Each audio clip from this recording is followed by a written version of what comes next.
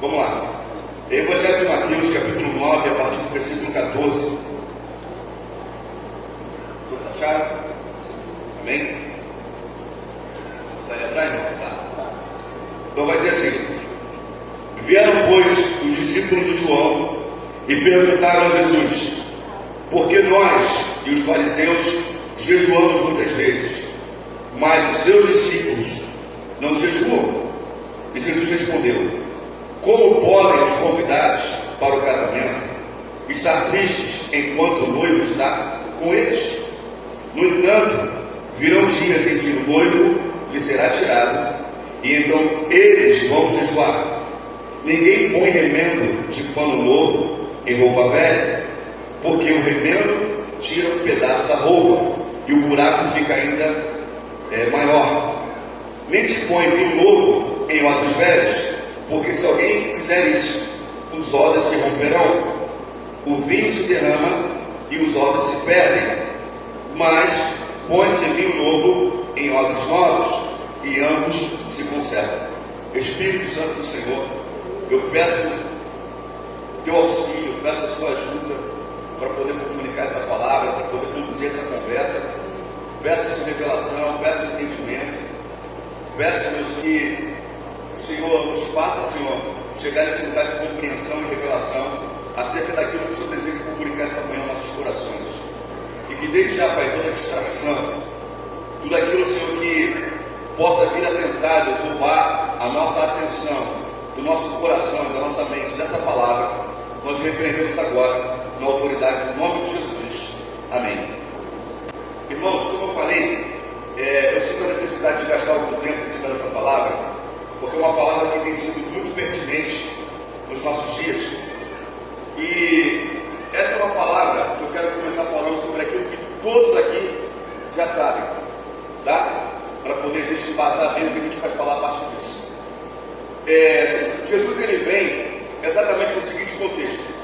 O texto começa falando o seguinte: olha, alguns discípulos de João chegam para Jesus e questionam Jesus acerca do seguinte: olha, nós, discípulos de João, nós jejuamos, e os fariseus também jejuam, porém, os teus discípulos, nós observamos que não jejuam.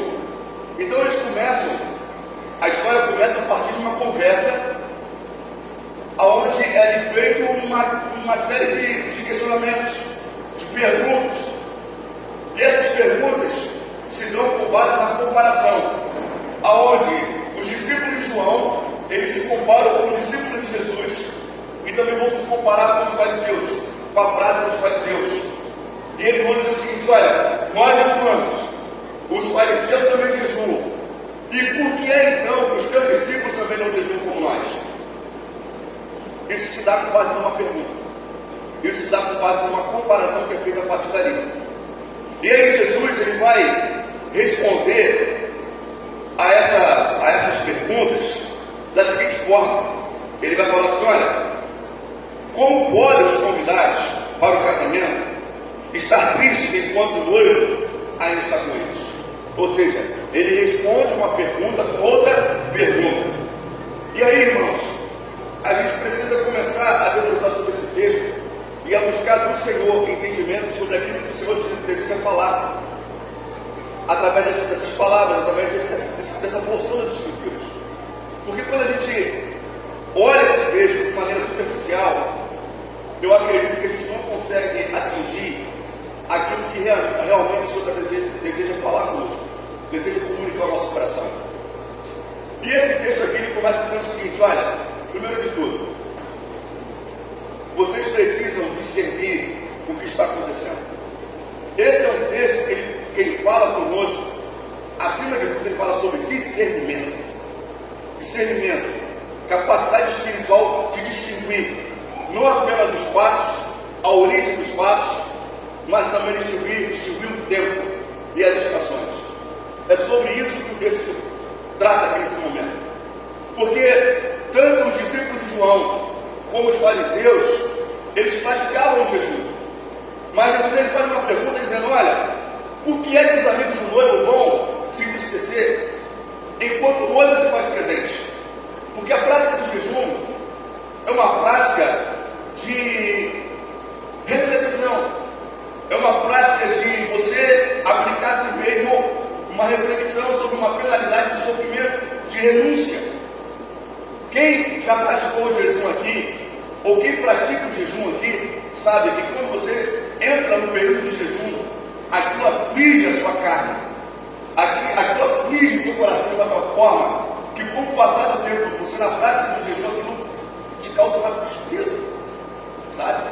Não é algo meramente físico, é algo que atinge a nossa espiritualidade, atinge a nossa alma, atinge o nosso espírito.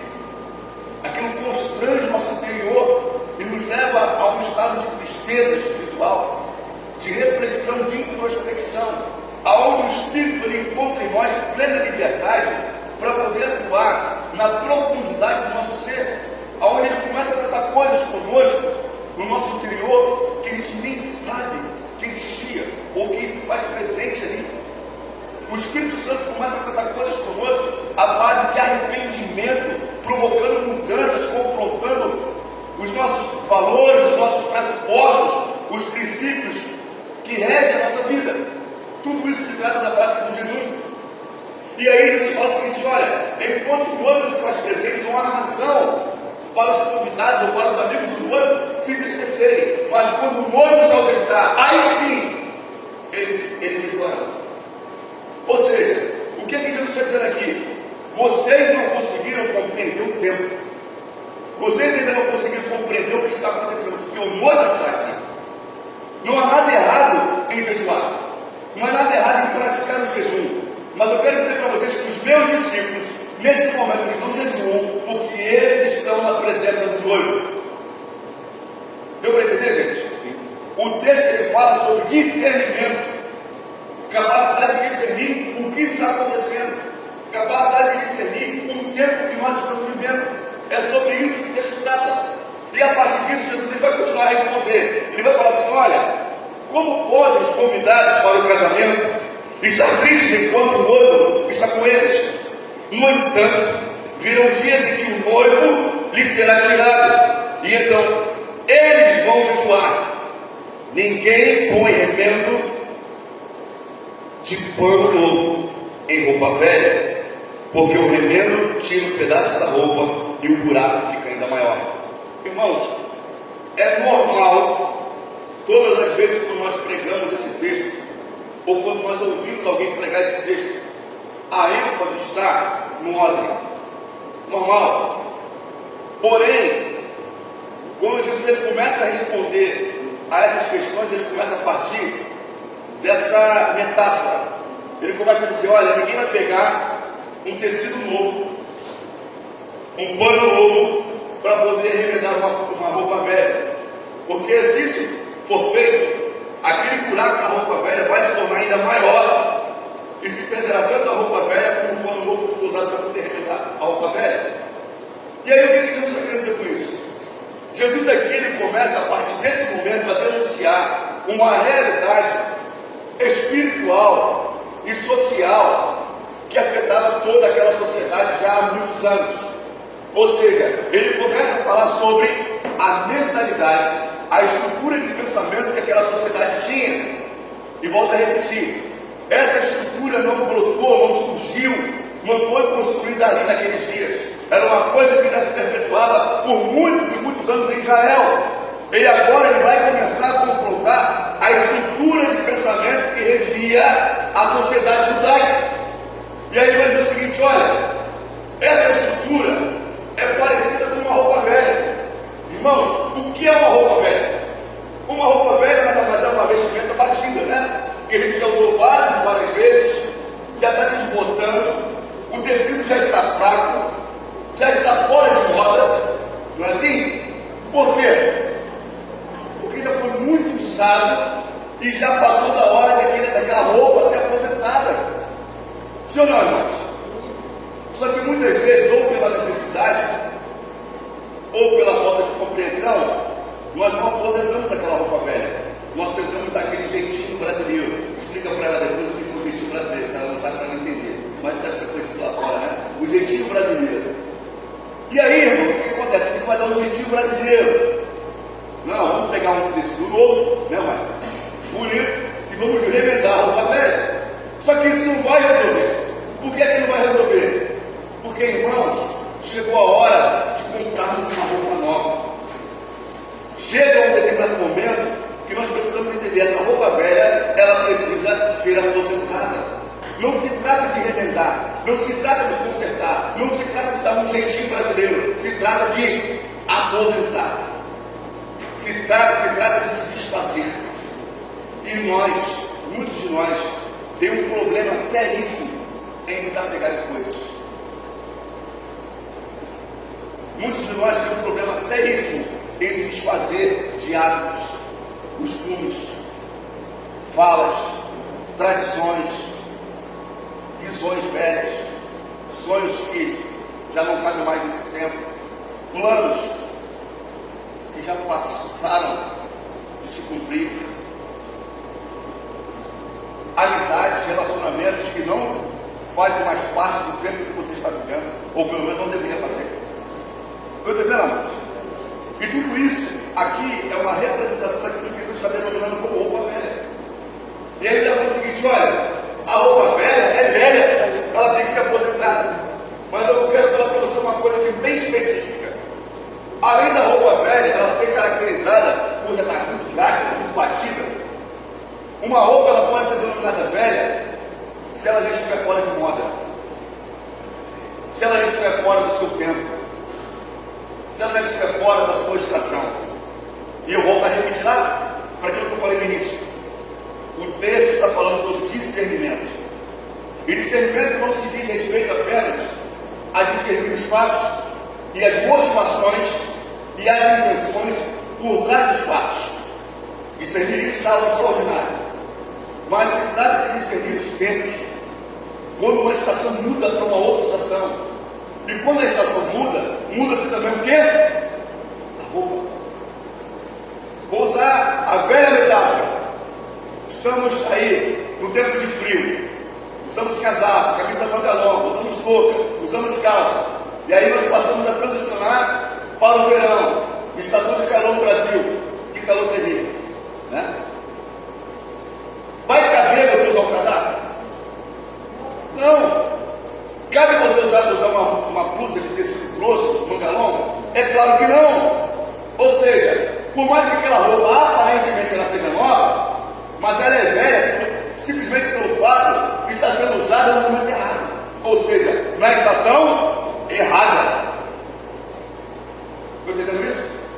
Então assim, quando Jesus ele fala sobre roupa velha, usando a roupa velha como uma metáfora, eu quero que vocês abram o entendimento de vocês, essa compreensão de vocês, para entender o que ele está querendo dizer com isso. Ele está falando: olha, não tenta insistir em fazer coisas, ou pelo menos em fazer e continuar fazendo coisas do modo que deu certo na estação passada. Porque quando muda a estação, muda o modo de fazer as coisas, muda a forma de se fazer. Em outras palavras, muda-se a roupa. Amém, irmãos? Muda-se a roupa. Então o texto aqui está falando sobre discernimento. E aí ele vai continuar falando o seguinte: olha, então não tenta colocar o tecido novo para remendar uma roupa velha, porque senão vai dar certo. A solução aqui não é remendar, a solução aqui é trocar de roupa. Então, em nome de Jesus, possa ser que alguém aqui esteja tentando costurar e remendar amizades velhas, relacionamentos velhos, que já não cabem mais nesse tempo que você está vivendo. Pode ser que pessoas aqui, alguns de nós aqui, e eu me incluo nisso, esteja tentando, daquele jeitinho brasileiro, em algumas práticas, em alguns costumes que perseguiram a sua vida durante toda a sua trajetória, e que nesse tempo presente o Espírito Santo está cobrando você, falando com você, no seu coração, na sua personalidade, na sua individualidade, e talvez chegou ao ponto até de usar pessoas para poder falar com você, que você precisa abandonar essas práticas e costumes. Quer ver uma coisa? Essas práticas e costumes nem sempre são pecados, nem sempre são coisas imorais, nem sempre são coisas erradas. muito particulares e muito pessoais que você carrega, e o que o Senhor está cobrando de você para abandonar essas coisas. E que às vezes Ele não vai cobrar as mesmas coisas de uma outra pessoa, mas Ele vai cobrar de você especificamente. Vou dar um exemplo aqui bem simples. Já tem algum tempo, eu até falei isso com a minha esposa, já tem algum tempo que eu percebo o Espírito Santo me cobrando algumas coisas de mim, do meu comportamento e da minha maneira de pensar, que Ele não quer mais que essas coisas continuem na minha vida. Mas são coisas que fizeram parte da minha vida durante toda a minha trajetória. E essas coisas, nem todas elas são pecadas e não estão erradas, mas o Senhor simplesmente não quer mais que eu as pratique, porque elas não fazem mais parte do tempo que eu estou entrando. Deu para entender, irmão? Sim ou não? Sim. Então isso é algo muito pessoal, mas que a gente tem que ter essa sensibilidade de entender o que faz parte da estação velha, para que a gente possa realmente estar de acordo com a nova estação que o Senhor está trazendo para cada um de nós. Amém, irmão? E aí, continuando, ele vai falar assim: olha, agora sim, nós vamos entrar no óleo. Ele vai falar: olha, então ninguém põe remendo de pano novo e roupa velha, porque o remendo tira o pedaço da roupa e o buraco fica ainda maior. Aí ele entra no versículo 17: nem se põe vinho novo em odres velhos, porque se alguém fizer isso, os odres se rompem, o vinho se derrama e os odres se perdem. Mas põe-se vinho novo em odres novos e ambos se conservam. Aí entra aquilo que eu falei no início. Eu vou começar falando sobre aquilo que todo mundo já sabe, né? O óleo fala sobre estrutura. Sobre estrutura. A nossa ênfase enquanto igreja sempre esteve no derramado vinho novo, porque vinho novo fala sobre avivamento, vinho novo fala sobre o derramado do Espírito Santo. Amém. Essa eu creio que seja a ênfase do texto, sim. Mas o fato é, o vinho é derramado em qualquer lugar, o vinho é derramado em qualquer estrutura. O texto fala, o vinho ele é derramado, ele é colocado, ele é depositado em odres, ou seja, o derramado do Espírito, o avivamento do Senhor para os últimos dias, será derramado num lugar específico, numa estrutura preparada por Ele. Porque Deus, como o próprio texto afirma, Deus ele não coaduna, Deus ele não aprova nenhum tipo de desperdício. Deus ele não vai derramar nada sobre a sua vida, sobre a minha vida, de qualquer maneira, porque Deus ele não se compraz, ele não se alegra em desperdício. Se ele entender que você como estrutura, você como ordem, ou eu como ordem, eu não estou pronto para receber, eu vou usar algo clichê, o novo de Deus, ele não vai derramar, cara. Eu posso exterminar, eu posso subir um monte, eu posso fazer propósito, eu posso fazer o que eu quiser, mas se Deus olhar para mim e não ver uma estrutura apta, preparada para poder receber o novo de Deus, o novo não descerá, porque Deus ele não coaduna com o desperdício. É simples assim. E aí nós precisamos pensar o seguinte: calma aí, então se eu sou a estrutura que o Senhor deveria derramar de novo, então eu como estrutura, eu preciso me preparar, eu preciso condicionar a minha vida para receber aquilo que o Senhor deseja derramar. Esse é o ponto, irmãos. E aí quando nós entramos nessa consciência, isso abre mais um leque de perguntas. E glória a Deus pelas perguntas, porque sem perguntas não há respostas, e sem ambas não há crescimento, não há conhecimento. Amém ou amém, igreja? Isso é só para poder não perder o costume. E aí, galera, o que acontece? Nós precisamos chegar nesse lugar, de pensar como é que eu faço para poder me preparar a minha vida como uma estrutura, como um odre, para poder receber vinho novo, porque Deus não derrama vinho novo em odre velho. Primeiro de tudo, a gente entendeu o que significa odre, de uma maneira mais profunda. Irmãos, odre era um recipiente de couro, como todos aqui já sabem, se eu não me engano, feito geralmente de pele de carneiro. Se eu estiver enganado, pode me corrigir, fica à vontade. E aí, era colocado, né, o mosto. O que era o mosto? Era o suco da uva puro, dentro do odre. para que ele pudesse passar por um processo de fermentação. E ali, depositado naquele odre, ele ia se fermentando na medida que passasse o tempo, e na medida que ele vai fermentando, aquele odre vai expandindo. Ele vai sofrendo um processo ali de expansão. Por isso que aquele odre precisava ser feito de pele de animal e ser pele nova. Porque no processo de expansão, de fermentação do suco, a ponto de virar o vinho velho, vinho de qualidade, a pele do odre se esticava. Ela se esticava e se esticava. Por isso que ele fala, olha, não se derrama em odre velho, porque o odre velho nada mais era do odre que já havia sido utilizado. Ou seja, o odre cuja pele já havia se esticado ao seu máximo.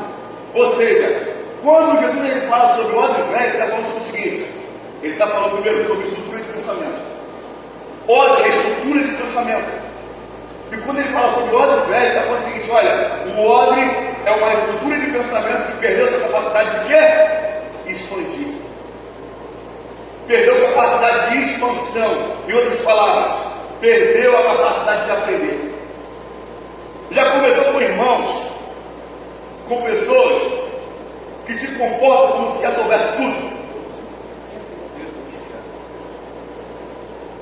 Parece que ela já não tem mais nada a aprender. Ela já é senhora ou senhor do conhecimento, já sabe de tudo. Tudo que você fala, ela sempre tem sempre uma palavra pronta. Você tenta ensinar alguma coisa e ela não deixa nem você terminar o que está falando, e ela já vem com as suas próprias conclusões prontas. E ela tem uma opinião já formada para tudo. Porque ela acha que já é uma pessoa pronta e mais madura do que todo mundo. Irmãos, esse é o modo velho. Isso não tem a ver com idade, tá? Não tem a ver com idade. Eu, não agora, claro, que agora eu não sou tão jovem, sou um jovem senhor. Mas quando eu era jovem, cara, meu ódio era velhíssimo, mano. Eu já não tinha mais capacidade de esticar, porque o meu comportamento parecia que eu já sabia tudo. Eu tinha que ter uma palavra final para tudo, né? E quando a gente é jovem, a gente acha isso barato, né? Caramba, eu sei pra caramba, ó, fulano você falou uma parada ali, eu dei uma palavra final para ele. Você com fulano ali, deu uma palavra final para ela. Todo mundo sabe uma palavra de Deus, sabe uma palavra de conselho, glória a Deus por isso. Mentira. Glórias a você. Porque é um narcisismo tão violento que na verdade quem está sendo culpado é a pessoa, é o ser humano e não o Senhor. Podemos muitas vezes usar a palavra de Deus para poder aconselhar e orientar pessoas, mas no final das contas, às vezes quem está sendo glorificado não é Deus, é você. Se você é uma pessoa que você prima o tempo todo para sempre ter uma palavra final em todos os assuntos da sua vida, você é um homem velho. E isso não tem a ver com idade. Você pode ser jovem e ser um homem velho, e você pode ser um idoso e ser um homem velho. Isso não tem a ver com idade, tem a ver com postura interior. E aqui eu quero dar um depoimento pessoal bem rápido. Um dos motivos que me motivou a ser professor, a me preparar para ser professor, é porque eu cheguei à seguinte consciência: cara, eu quero ser alguém com a capacidade de estar sempre aprendendo coisas novas, mesmo quando estiver bem velhinho. Cara, eu quero ser alguém que está sempre estudando, sempre aprendendo algo novo, sempre aprendendo coisas novas, sempre em construção, sempre. Eu não quero ser um prédio feito, eu quero ser sempre um prédio em construção, sempre. Sabe aquele prédio que você passa anos e anos lá, e você sempre vê aquela placa lá de obra e nunca acaba? É chamada obra de igreja, mano? Obra de igreja? Eu quero ser essa obra de igreja, cara, que nunca está pronto. Nunca está pronto. Quando você acha que vai, não vai. Quando você acha que está pronto, não está pronto, ainda falta alguma coisa. Porque, irmãos, esse é o odre novo. O odre novo nada mais é do que a pessoa que tem uma estrutura de pensamento que ela até sabe alguma coisa, mas a mente dela há sempre espaço para poder assimilar e aprender coisas novas. Há sempre aquela postura constante de humildade, de entender que não sabe tudo, e está com o coração aberto para aprender tudo o que for possível com todos, ou pelo menos com qualquer um. Olha, irmão, quantas coisas eu aprendi com gente com gente espírita, gente do candomblé, pessoas que nem acreditam em Deus, pessoas adúlteras. Quantas coisas maravilhosas eu acredito com todo tipo de gente, até com bandido, com traficante. A gente para conversar, a gente às vezes aprende umas coisas do caramba. Estou pensando a aprender com esse irmão. Sabe? Então, assim, essa é a estrutura do Ordem Novo. É uma pessoa com o coração aberto e sempre disposta a aprender coisas novas, que entende no seu interior que ela não sabe tudo e ela nunca vai saber. E ela tem um desejo de estar sempre aprendendo, sempre a capacidade de, inclusive, de mudar de opinião, de mudar de ideia. De repente, hoje eu posso chegar para você e falar assim, cara, hoje é isso. E pode ser que com o tempo, Deus me prove contar você, pô, cara, sabe aquele negócio que eu falei? Não é bem por aí, eu estava enganado. Quando a gente chega nesse lugar, isso é um sinal claro e evidente de que o Senhor está restaurando o ordem em nossas vidas. Amém ou amém, igreja? Amém. Era só para poder perturbar vocês, tá? Então, irmãos, é isso. Então, assim, o ordem fala sobre estrutura de pensamento, estrutura de mentalidade, e fala sobre a nossa capacidade de estar sempre aprendendo coisas novas. E aqui falando agora sobre a sociedade judaica daquele tempo. Irmãos, a sociedade judaica era uma sociedade extremamente religiosa, aonde ela era coordenada ou orientada principalmente pelos fariseus, que era o quê? Era uma classe religiosa, né? Ligada lá à Torá, ligada às leis de Israel, tinham acesso às escrituras, tinham conhecimento das escrituras, muitos eram escribas, compilavam as escrituras, eram conhecedores assim, quase que tradutores ou intérpretes perfeitos da lei. Pouquíssimos eram os erros que eles cometiam. E aquele conhecimento que eles tinham gerou neles ao longo do tempo um orgulho religioso, que é o pior tipo de orgulho que tem. O orgulho religioso é aquele orgulho onde eu jejuo, eu oro, eu subo um monte e eu prego, e eu sou um homem piedoso, eu sou um homem espiritual, né? E aí, por eu ser um homem espiritual, um homem espiritual, eu acabo me comportando muitas vezes inconscientemente como se fosse alguém superior àqueles que não sobem montes, àqueles que não oram com a mesma intensidade e frequência que eu, aqueles que não jejuam como eu, e eu começo a me achar superior aos demais. Mas os demais olham para mim e falam, uau, mas é um homem de Deus. Mas é um homem de Deus nada, cara. Mas é um cara cheio de orgulho no coração dele, e o orgulho dele é um orgulho religioso, é um orgulho alimentado pelas suas práticas religiosas. Ou seja, eu justifico a minha arrogância e a minha soberba a partir da minha fé. Esse é o pior orgulho que tem, irmãos. Porque qualquer um que me confrontar, eu justifico as minhas práticas, o meu comportamento na minha fé.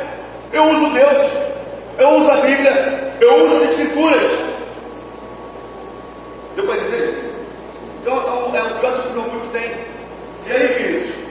Então, voltando aqui para o texto, Jesus ele fala o seguinte: olha, Deus não derrama vinho novo em odre velho, mas ele vai derramar vinho novo em odre novo.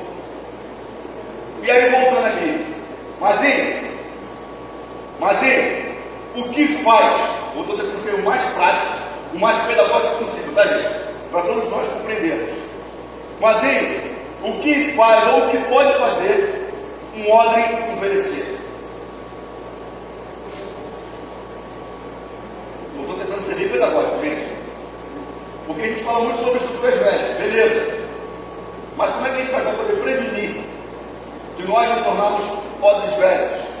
E o que nós podemos fazer enquanto odres velhos para sofrermos restauração e nos tornarmos odres novos? Tudo isso parte do mesmo princípio. Nós começamos a nos tornar uma velha estrutura ou um odre velho quando simplesmente nós paramos de ouvir a voz de Deus. Eu vou repetir, que é muito difícil de entender, né? Então, assim, nós estamos propensos a nos tornar um odre velho quando simplesmente paramos de ouvir a voz de Deus. Vamos falar numa linguagem para pentecostal agora? Ou seja, aonde a gente tem conectados com a palavra logos, mas nós não ouvimos mais a palavra rema. Ou seja, a palavra viva que vem da boca e do coração de Deus. Vou ser mais sucinto ainda. É muito simples. É quando nós não conseguimos mais, ou pela comodidade da vida, ou pelas distrações que a vida nos traz, nós paramos de ouvir aquilo que o Senhor está dizendo hoje, e nós estamos apegados a coisas que Deus falou ano passado com a gente. Não, eu tenho uma palavra de Deus. Tem. Pô, bacana, hein? Legal. E essa palavra que te move, quando foi que você recebeu de Deus? 10 anos atrás. Há 10 anos atrás. Há 5 anos atrás. Querido, deixa eu falar uma coisa. Como eu falei agora lá no início, vou sempre no início. Irmãos, muda a estação, muda-se o modo de fazer as coisas. O propósito é sempre o mesmo, mas o tempo e a estação e o modo, eles mudam. Então assim, olha, Deus chega para Moisés e fala assim: Moisés, o povo está com sede, não tá? Lá na frente você vai encontrar uma rocha. Bate na rocha e ela vai sair água, e o povo vai beber. Moisés vai lá, encontra a rocha. Bom, acho que o Isaac, não sei como é que ele vai em Portugal. E aí, Moisés pega o cajado e desce o cacete na pedra. Cacete lá é cacete mesmo? Não esquece, cacete lá é bom. É pão, desce no pão na rocha. Desce e joga na rocha. Ele levou ele cruzado de Chapuri Colorado. Aí desce no pão na rocha. Pá! E aí o que acontece? A rocha da água. Oh, que maravilha, que milagre, que autoridade que Moisés tem, que autoridade, que revelamento. Revelamento que o Arão tem. Uau, glória a Deus, aleluia. É para glorificar de pé, igreja. E a multidão glorificando o Senhor, bebendo água, aquela jornada, ele toma água, ele ensinava, ele toma banho, igual quando ele toma banho com mangueira daquele calor terrível. Show! Aí, beleza, vou caminhando, o tempo está passando, o tempo está mudando. O que acontece? No meio do percurso, muda-se a estação. Muda-se a estação. E o povo volta a se esquecer e volta a murmurar contra Deus. E aí, Deus chega para Moisés e fala assim: Moisés, o povo está reclamando de novo. Não tem problema, Moisés. Lá na frente, você vai encontrar uma pedra. E quando você encontrar essa pedra, você vai chegar diante dela e você vai falar. Você vai ordenar e vai sair água dela e todos beberão, se fartarão, se saciarão. Aí uma acha, você tem casa, meu irmão, isso aí já está passando por isso já. E aí ele se enche de confiança, vai lá, junto da pedra, e olha a multidão querendo pegar Moisés, a multidão revoltada com Moisés e Arão, toda para poder lixar Moisés e Arão. Eu imagino, né, que ele deve pensar assim: cara, se eu dou ordem para a pedra e a pedra não sai água, a multidão vai me arregaçar aqui, meu irmão. Não vou ter chance de ter, desculpa. Então, quer saber de uma coisa? Eu vou fazer um pouquinho lá atrás. Eu vou descer o pão na pedra, vou descer o cacete na pedra, e a pedra vai dar água, eu sei que vai dar certo. E ele vai lá, desce o cacete na pedra, desce a bislaca na pedra, e a pedra dá água. E todo mundo novamente bebe, se sacia, e toma banho de mangueira, e aquela coisa toda gostosa, e plano de heróis escaldantes no Brasil. E lindo, maravilhoso. Deu resultado ou não deu? Deu resultado ou não deu, igreja? Mas deu fruto? Não. E aqui a gente precisa aprender o seguinte: resultado é uma coisa e fruto é outra. São duas coisas distintas. O que Deus ele requer de nós não é resultado, é fruto. Quem requer resultado é empresa. O sistema capitalista de Red Bull quer resultados. Não estou dizendo nem contra e nem próprio, tá? É a realidade que nós temos e temos que viver de acordo. Se você dá resultado na empresa que você trabalha, você está bem. Se você não dá, sinto muito, você é demitido. No Flamengo, se você dá resultado, você é campeão, é titular. Se você não dá resultado, se você fica só no cheirinho, mas graças a Deus o Flamengo dá muito resultado, já são 7 taças no ano. Sinto muito. Aí, o que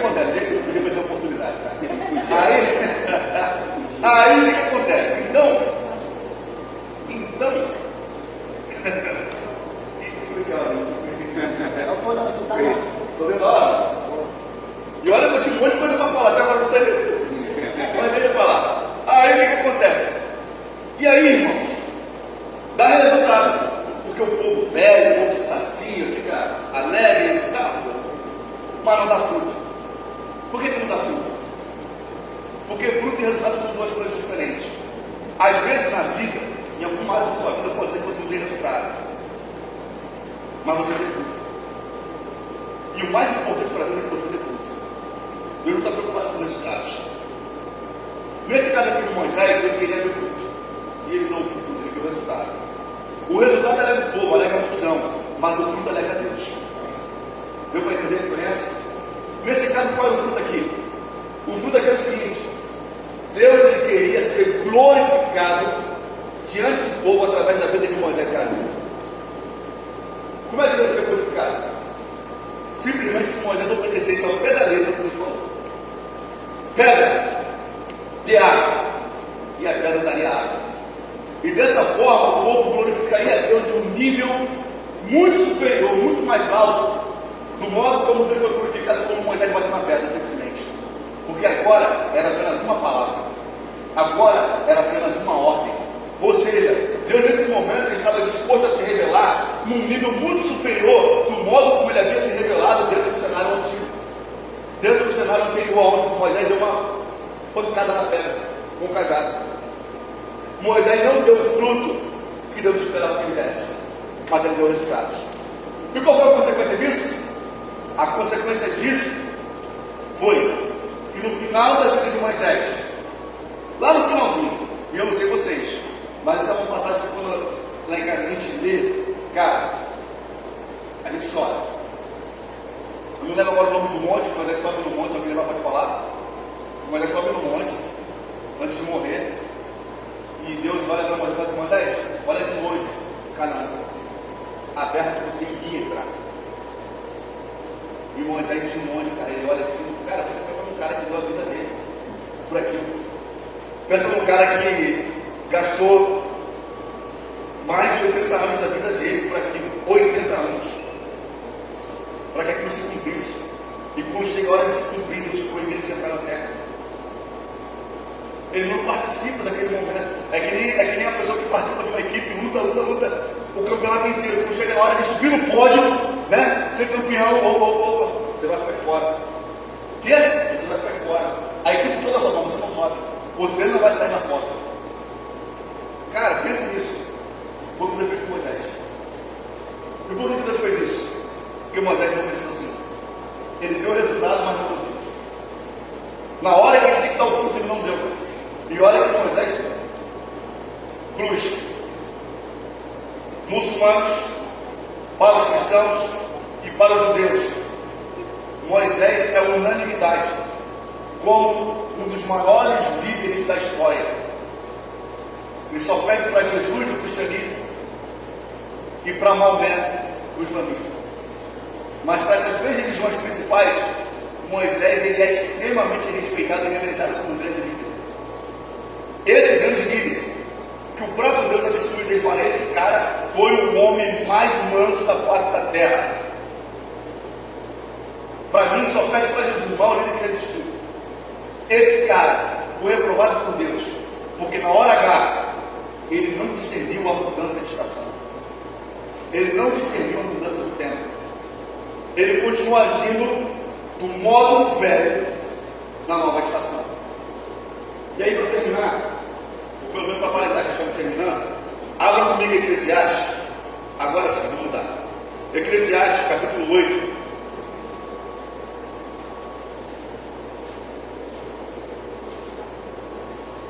Eclesiastes, capítulo 8, versículo 6.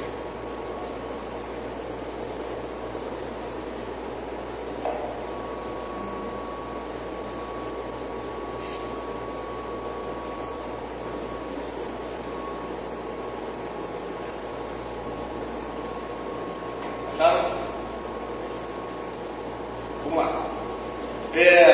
Eclesiastes capítulo 8, versículo 6 vai falar assim: porque há um tempo, diga comigo, tempo. E um modo, fala modo.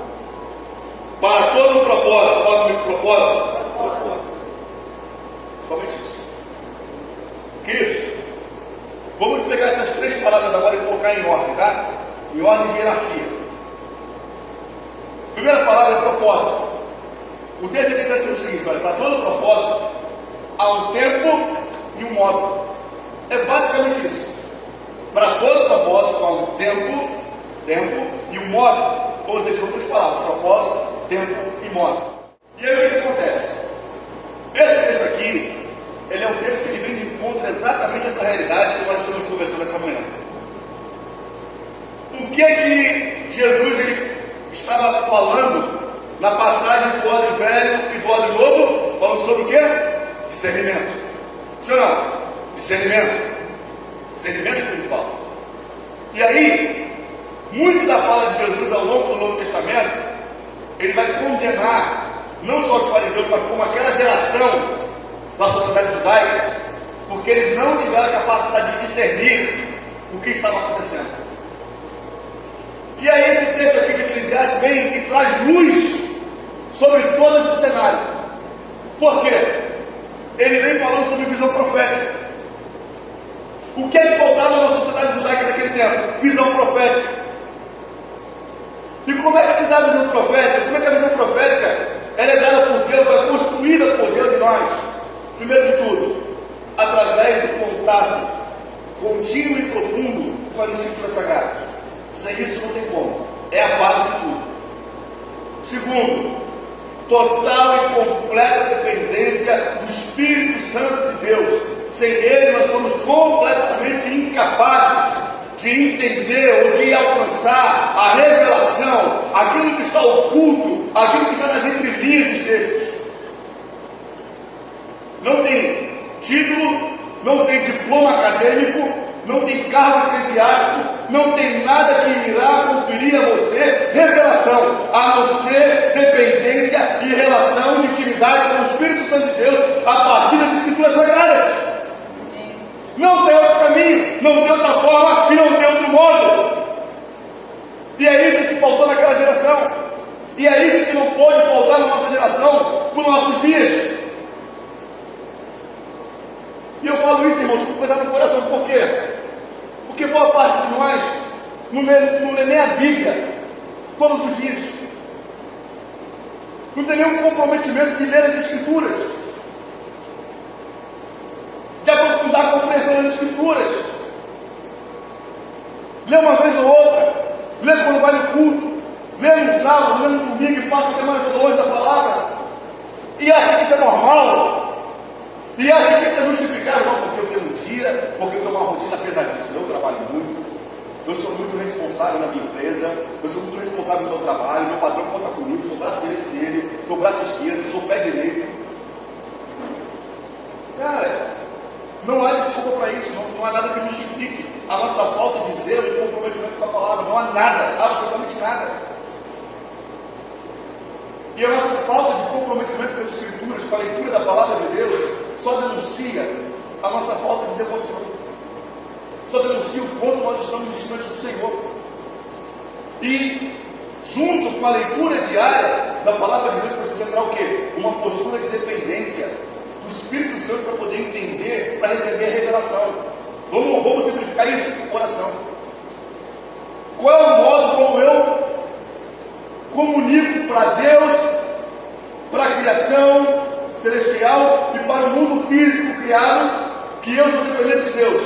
Todas as vezes quando eu prostro o meu coração diante do Senhor em oração. Quando eu oro ao Senhor, automaticamente quando eu estou dizendo: Senhor, eu dependo de Ti, eu preciso de Ti. Então, se eu não tenho vida diária de oração e de leitura da palavra, o que eu estou dizendo para Deus? Cara, eu não dependo mesmo do Senhor. Eu sou autossuficiente. Eu posso sozinho. Eu consigo sozinho. Eu não preciso da sua ajuda. Por mais que a gente não verbalize isso, com as nossas atitudes atuais, estamos dizendo para Ele. E quer saber do que mais? Deus ele não gosta do intérprete. Deus ele entende o que nos existe.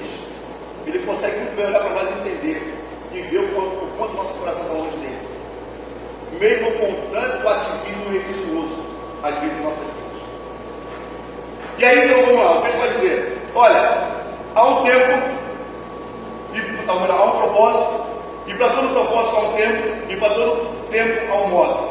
Queridos, eu vou fazer uma aplicação dessa palavra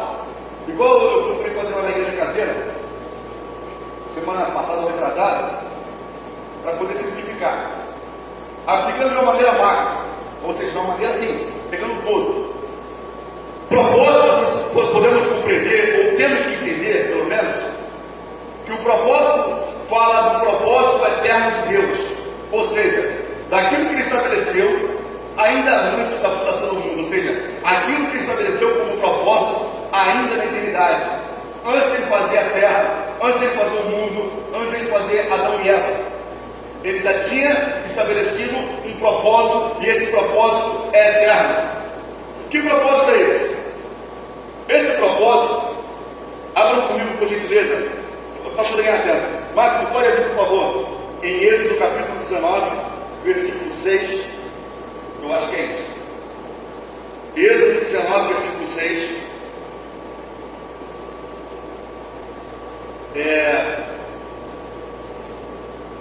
Gleice, pode abrir por favor em Apocalipse 21, 3.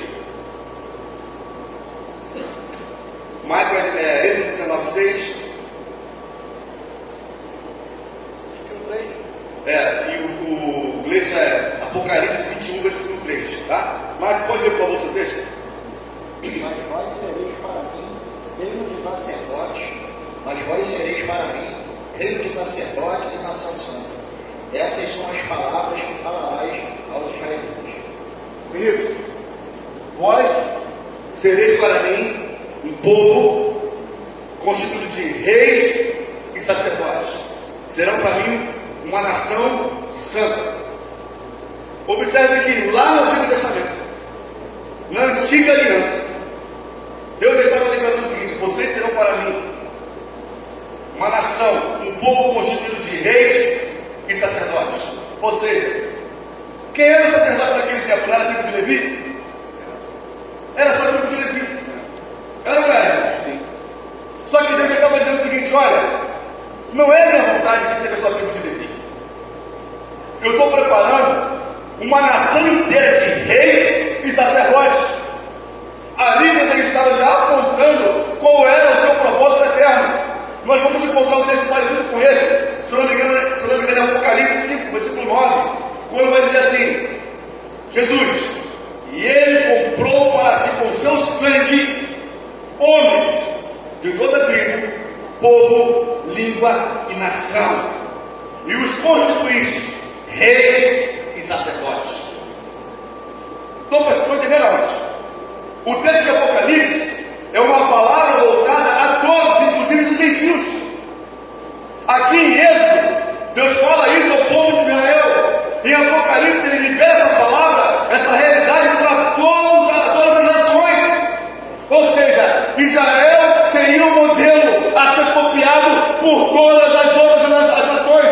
Mas a vontade de Deus era que todo povo, toda língua, toda nação fosse um povo constituído de reis e sacerdotes.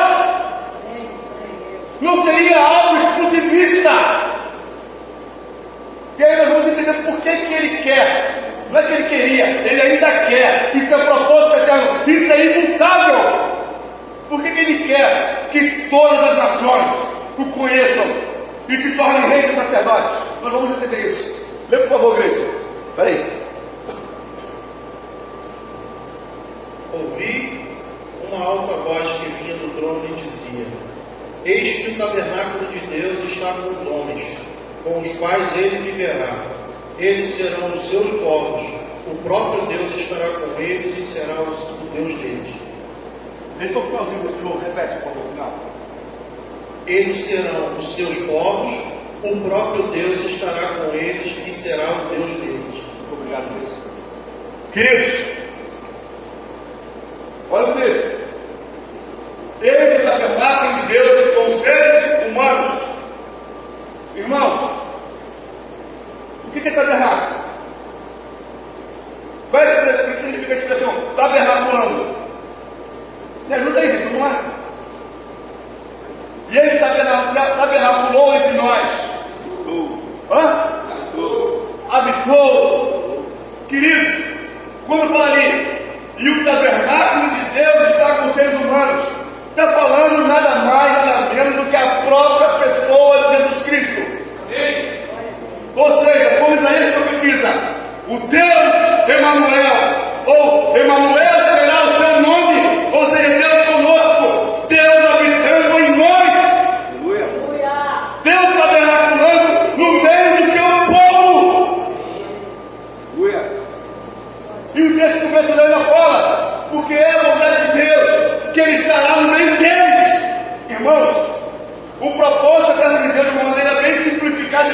vida.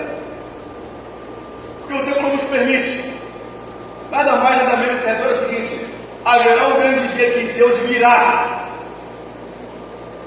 E Ele habitará conosco. E Ele habitará no meio do seu povo. Ele habitará entre os homens.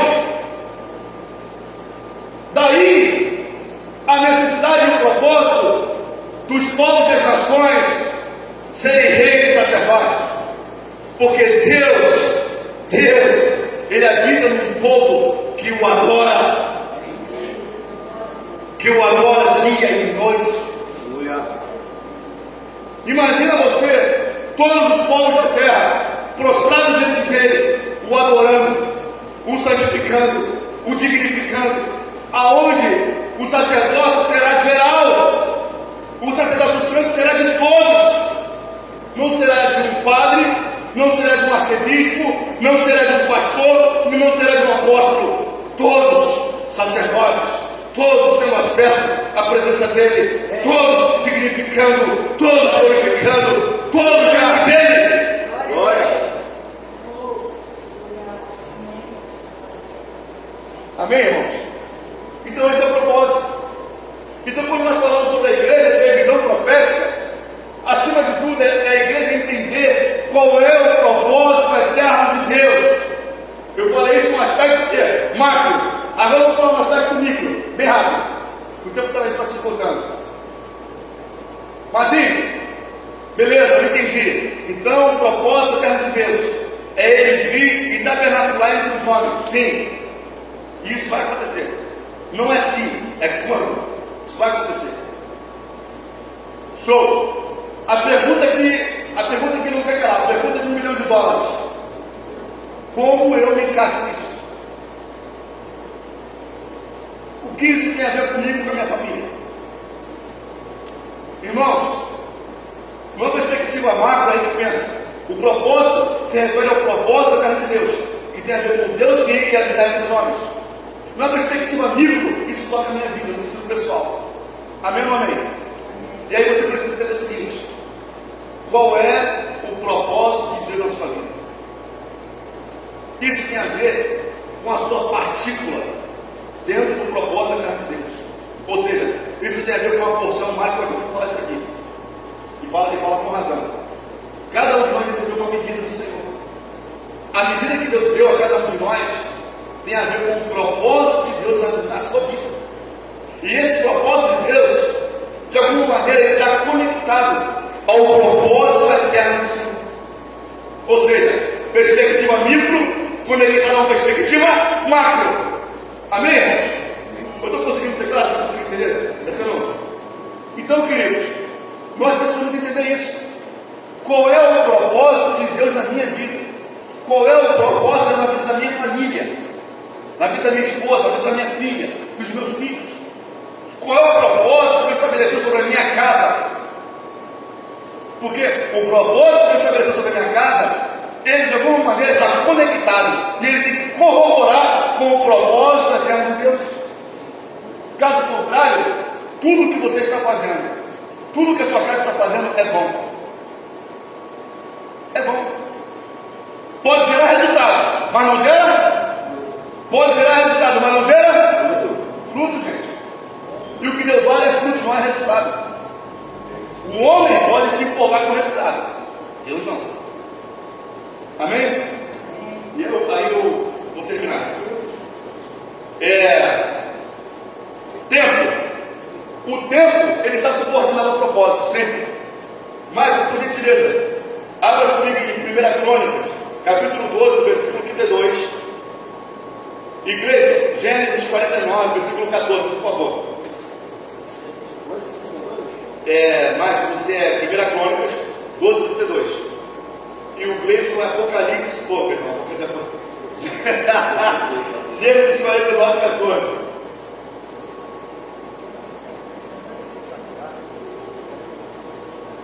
Foi, Mike? Por favor. Do povo de Isacar, 200 de seus chefes, conhecedores dos tempos, para saberem o que Israel devia fazer, e todos os seus parentes sob as suas ordens. Amém. Obrigado, Mike. Gleison. Issacar é um jumento forte, que descansa entre 2 sacos de carga. Amém. Queridos, vamos lá. Quando nós falamos de tempo, é como eu disse no início, o propósito é eterno, ele não muda, mas o tempo muda. E a mudança de tempo se dá por mudança de estações. Por isso que a gente estabeleceu aqui primavera, inverno, outono, verão, não sei se a ordem é essa, se parece de ordem, mas é isso aí. E essas estações, elas prefiguram as mudanças de tempo que acontecem em nossas vidas. Quando o tempo muda, muda-se o modo de fazer as coisas, muda-se o jeito de fazer as coisas.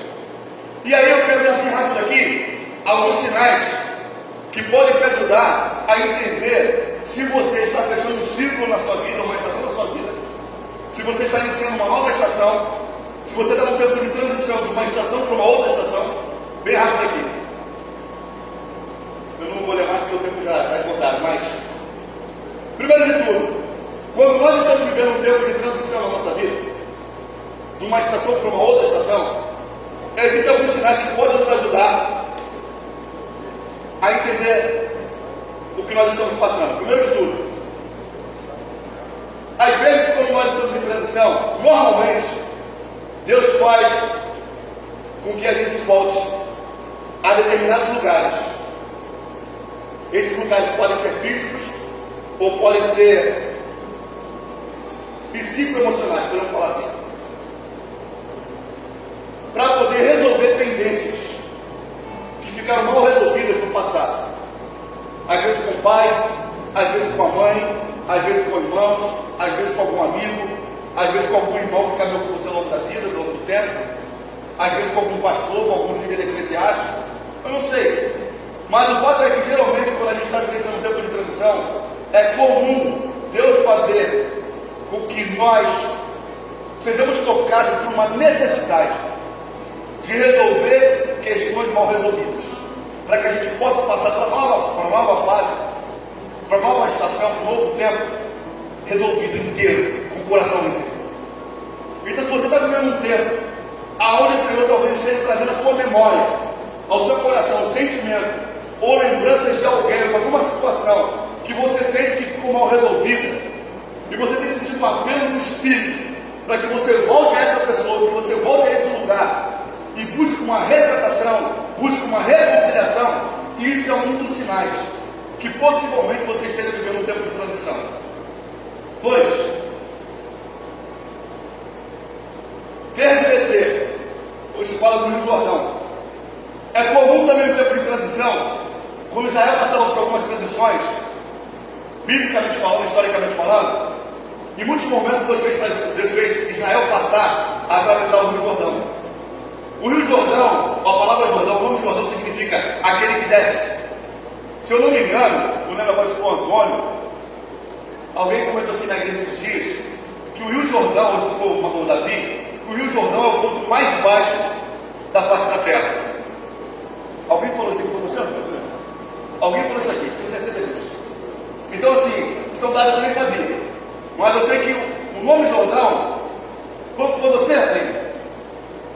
Falou isso? Então assim, o nome Jordão significa aquele que desce. Todas as vezes, ou na maioria das vezes que Deus fez Israel transicionar no seu tempo, na sua história, ele fez Israel atravessar o Jordão. Isso nos ensina o seguinte, cara, se você está passando por algum tempo que você sente que o Senhor está te moendo, que o Senhor está te amassando, que o Senhor está te humilhando de alguma forma, é muito possível que isso seja um sinalizador profético de que você esteja passando por um tempo de transição, aonde você está saindo de uma estação e entrando numa nova estação. E para terminar, de verdade, mudança de roupa. Quando a estação muda, a roupa tem que mudar.